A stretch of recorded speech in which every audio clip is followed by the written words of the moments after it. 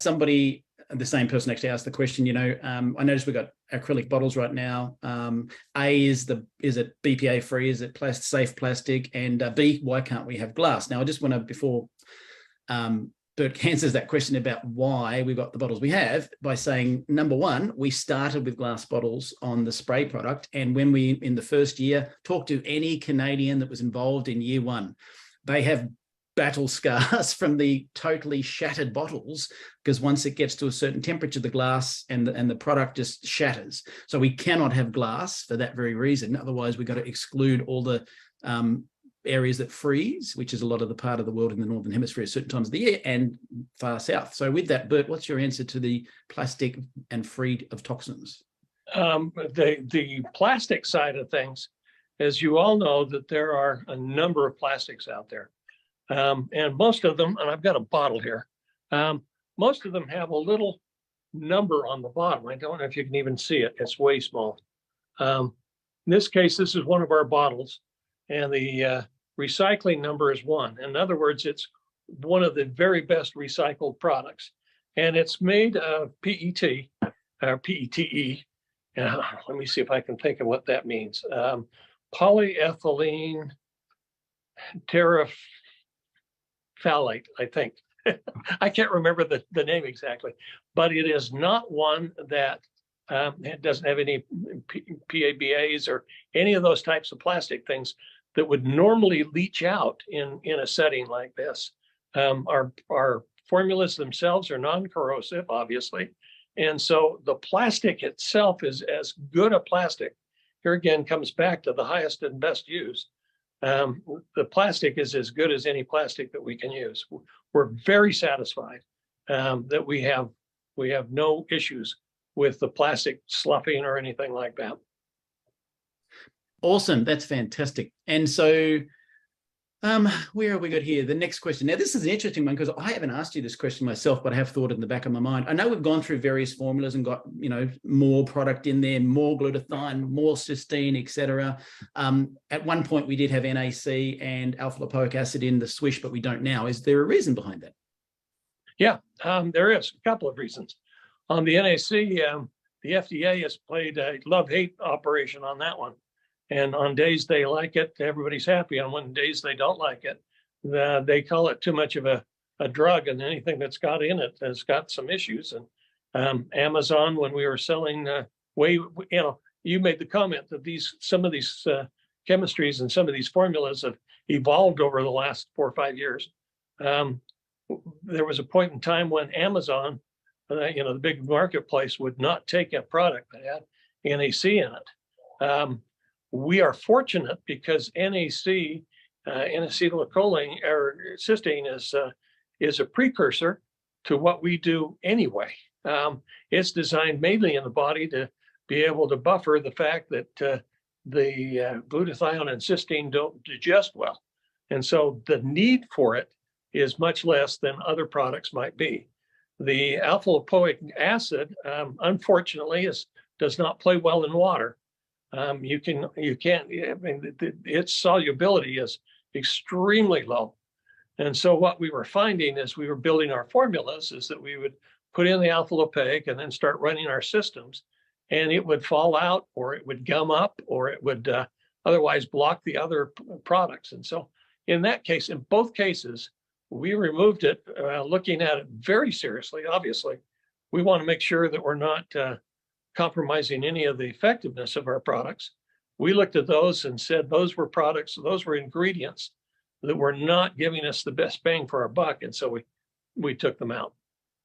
Okay, that's great. Well, I can tell you from a member's point of view, if anything, the results from the product have got better and better and better, so it hasn't had an adverse effect in any negative way, which is great.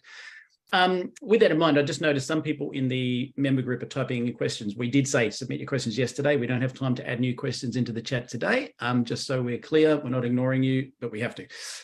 Now, are there any adverse reactions to Neumi products if you have a chronic condition such as, and I can't believe this question was typed this way, an autoimmune disease, COPD, or cancer? I want to say before Bert opens his mouth, our product's not designed to treat, cure, or prevent a disease. We're not a medical, it's not a medicine. Everything he said a minute ago applies to this question, no doubt. Is that just a copy-paste answer, Bert? Well, it's a consistent answer, and it has to be a consistent answer for us. Let me suggest that here again, if you've got a chronic condition like those you just listed, you work with your treating physician. Show him the bottle, talk to him about what we are doing, ask him what his or her advice would be. I have not seen any issues, but I'm not about to suggest that if you've got them, you shouldn't ignore everything that's been said and learn as much as you can about it before you try it. And if you try it, and if it isn't helping you, then in that particular case, I hate to say it, but it may be better not to be used. Yep. Beautiful.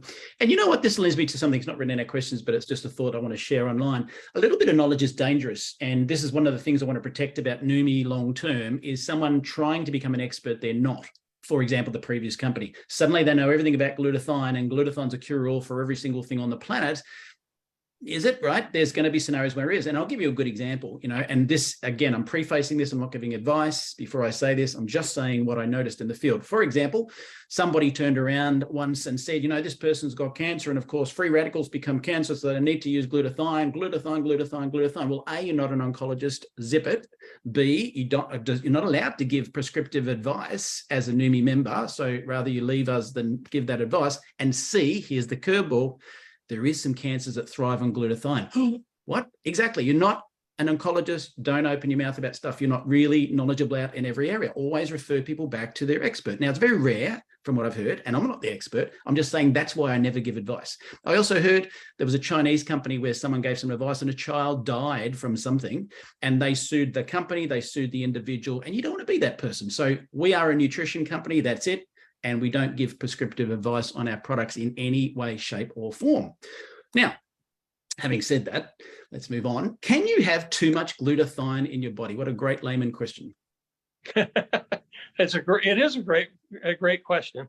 The great scientists of the world have a process by which they give mice or rats as much of a product as they can, and up to the point where they have out of 100 rats or 100 mice, 50 of them die. So it's called a lethal dose 50, LD50 levels.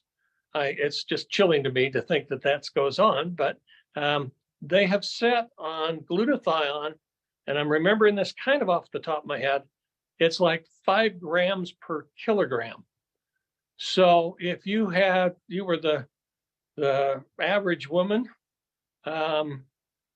and someplace in the neighborhood, you'd have to have someplace in the neighborhood of 375 grams of glutathione in your body in order for it to have a lethal dose.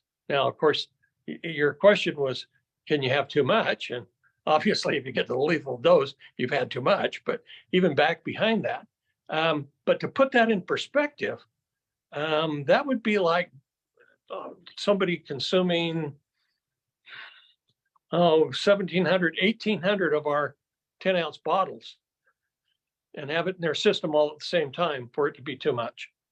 Yeah, wow. Well, I can vouch for this. Again, not treating, curing, preventing. I had something happen to me when I was in New Zealand and I wasn't feeling so good, and I suddenly went to bed, and people in New Zealand knew all about that.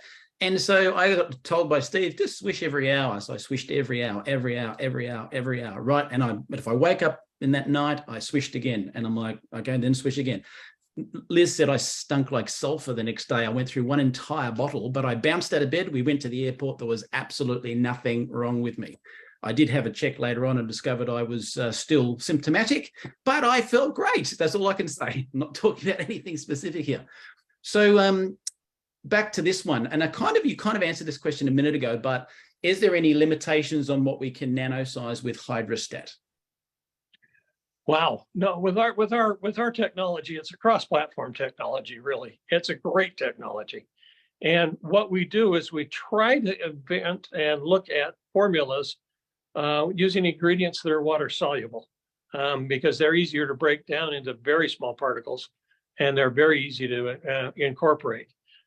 We have the ability now, right now, that we are taking particles and ingredients that may not be as water soluble, and we're doing some emulsions, and we're doing some.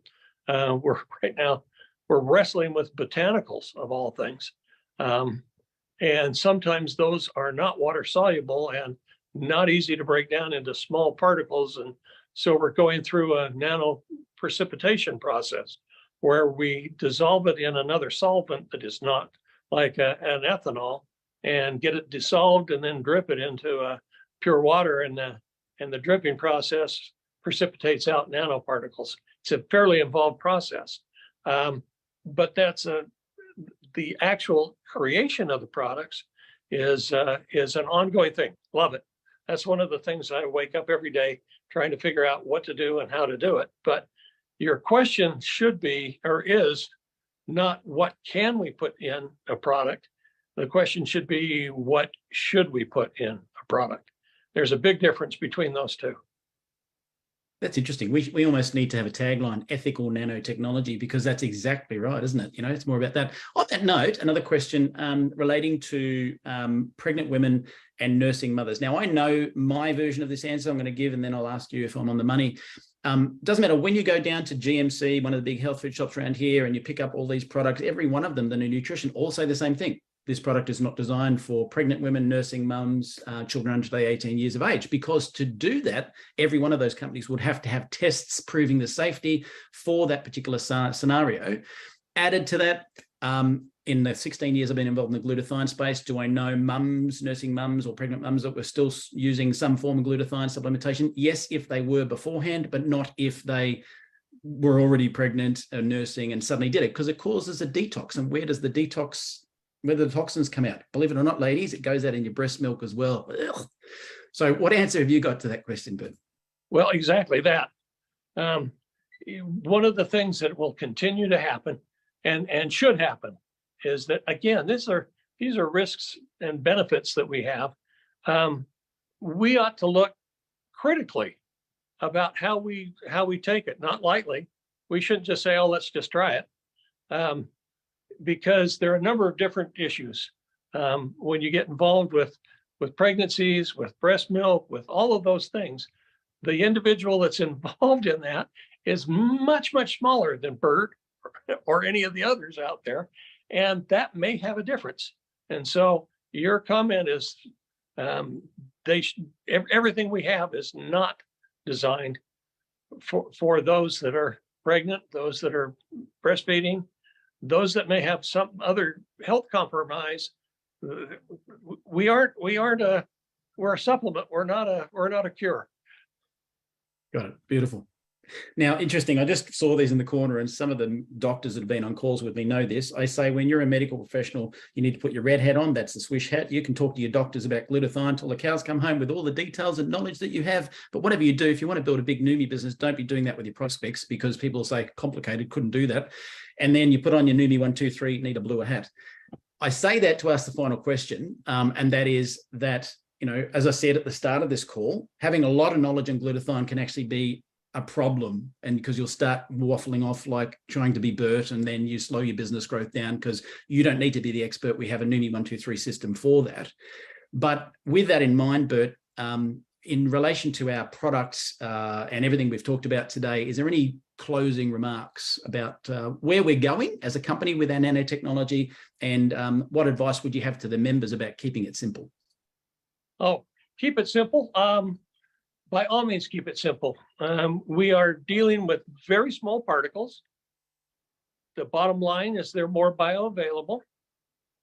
It's an experiential product. It's quicker for them to learn how to share it by saying, look, I tried it and this is what happened. If somebody has more questions, we can certainly give them additional resources, and we have on a number of places. But in terms of an overall direction, where are we going with this? My whole reason for being is to help. It's to make sure that what we have can make a difference. We are continually working on new products. We have probably a dozen in the pipeline. We want to be careful that we don't go further than run faster than we can walk. We want to make sure that what we have is genuinely effective. So there are some times that we will be in a R&D mode and get really excited because we got a brand new product. We need to check ourselves and say, yeah, but let's see what it really looks like in a 1 month, 2 month, 6 month process. I can tell you that I have been involved with products. As you can tell, the hair's gray. I've been involved as an attorney in new startup companies for 45 plus years. And I've seen a lot of different technologies come and go. I got to tell you, the reason I'm here is because I think our technology has a real possibility of making a difference. Because we nano-size, will we ever have any real issues when it comes to supply chain with what we do with nanotechnology, Bert, as a final question? Well, I think that the response to that is that we would minimize that risk entirely. You got to remember that we use so little, and because of that, we can pre-order a whole lot of raw materials. Right now, we have no issues standing right today. We've got enough raw materials in our lab to do easily a year's worth of what our current volume is. If you doubled it, we'd have 6 months worth. The reality is that the supply chain issues for us don't seem to be the materials. If anything, it may be bottles, but we've now ordered, I want to say we've ordered enough to do the next 2 years worth of bottles. So I don't see us having a supply chain issue. Beautiful, beautiful. Awesome. Well, thank you so much for today.